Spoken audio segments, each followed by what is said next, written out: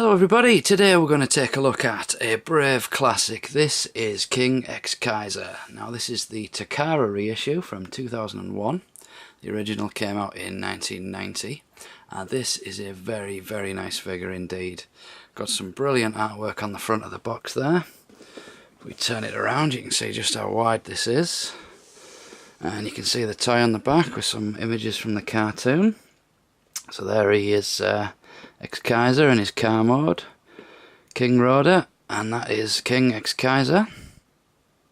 So this is what we get in the set. We get Exkizer, and that's his car mode, and we get King Rhoda. Now King Rhoda has a couple of modes.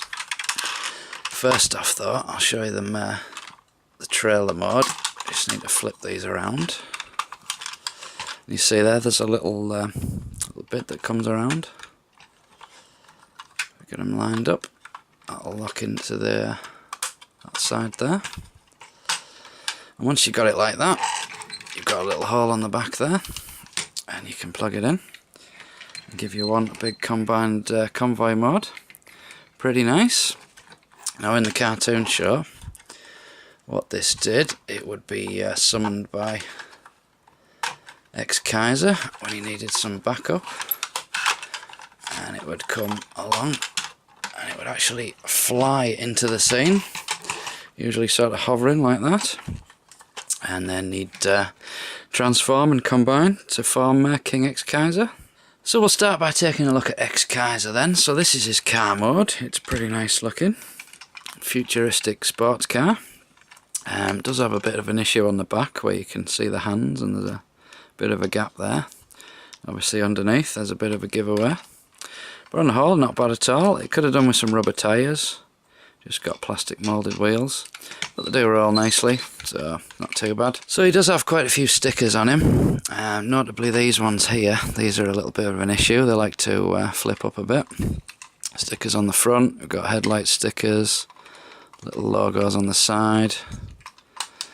So to transform him, we flip that bit over. And we bring these sections out. And that allows us then to twist these sections round, which then frees up this half.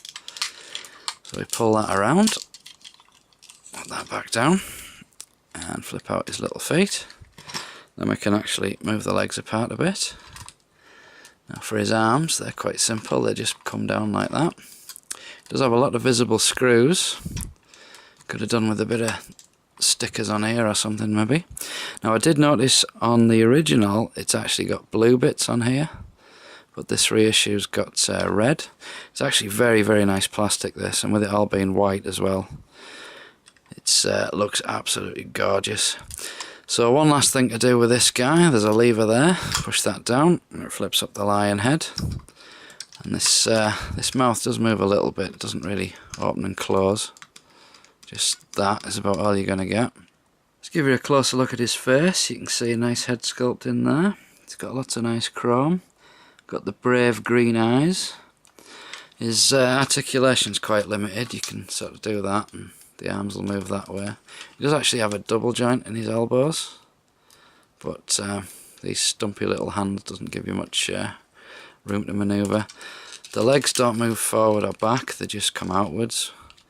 But you can bend the knee like that, and the feet will tilt a little bit, mainly that way though, so it's not a great deal of help. I suppose you could have him sort of running, but with there being no joints here it does make it a little bit difficult. He also comes with this sword. Now this stores in the leg of the giant robot, and you'll see there it's got a rounded end. That's because that will flip out to form the big sword for the big robot. But for this robot you just have it, a small version of it. It's unfortunate that it doesn't have a point on it, but that's about as good as it's going to get for this guy. So this then is King Rhoda, and this is a pretty nice trailer. It's extremely big, quite a bit bigger than your G1 Optimus Prime trailer. And again we do have a problem with these stickers, they do like to flip up, so you find yourself doing this a lot, smoothing them down. Well, it's pretty nice. You can go around the back and see all this lovely white plastic. Got some wheels at the back there. So this guy forms basically the body armour for King Exkizer. So what we do is we get rid of those bits there.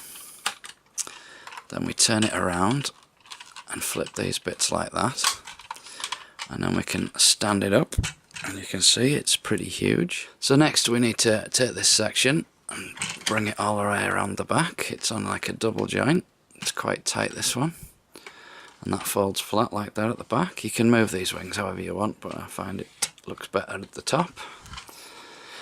And then around the front we need to lift this up, bring these down, and then bring the arms down and around like that, and then we can bring that back down. Now you'll notice his face is all hidden, and that's because when we add Exkizer to this, it'll bring the face mask down.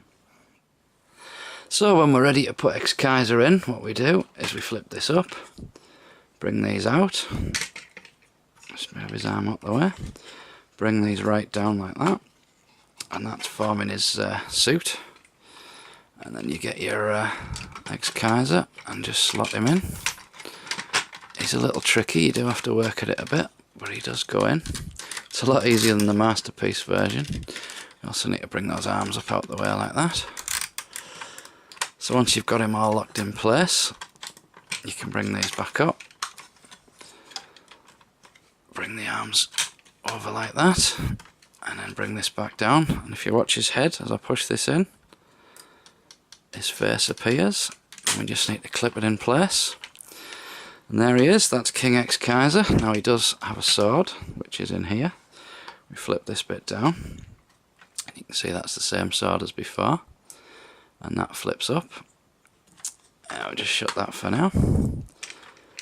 We can give him his sword. His sword is a little bit too small, and it could have done with being chromed, but it's not too bad really. When you just look at all the chrome on this, it would have been nice to have a nice silver sword that's a little bit bigger than a dagger, is what we get really. So for articulation then, nothing at the shoulders at all. You can move the elbows like that, and the head doesn't move, and the legs do split apart, but only that much, and they don't move forwards, backwards or anything. You can angle the feet, but it's not going to do you any good. There is one more thing to do on his transformation. You can see the lion head there. We've got a little switch. If we push that down, it springs it forward like that. And that is King Exkizer in all his glory. What a fantastic robot this is. Absolutely brilliant. The white colour is so nice and white. This is just great. It would look awful if it was discoloured though, unfortunately. But this one's stunning. Absolutely stunning. Now he does combine with Dragon Kaiser and forms an even bigger robot called Great Exkizer. Now I don't have a Dragon Kaiser, he's never been reissued, so he's from 1990, and he's very, very expensive to get complete. So if I do get him, I'll show you the Great Exkizer combined mode, but for now this is all it's going to be. But I highly, highly recommend this. There's a couple just appeared on eBay recently. Mint and sealed box for about 80 quid. Absolutely fantastic, well worth every penny. So there you go, that is King Exkizer. This has been Luke, thanks for watching, I'll see you next time.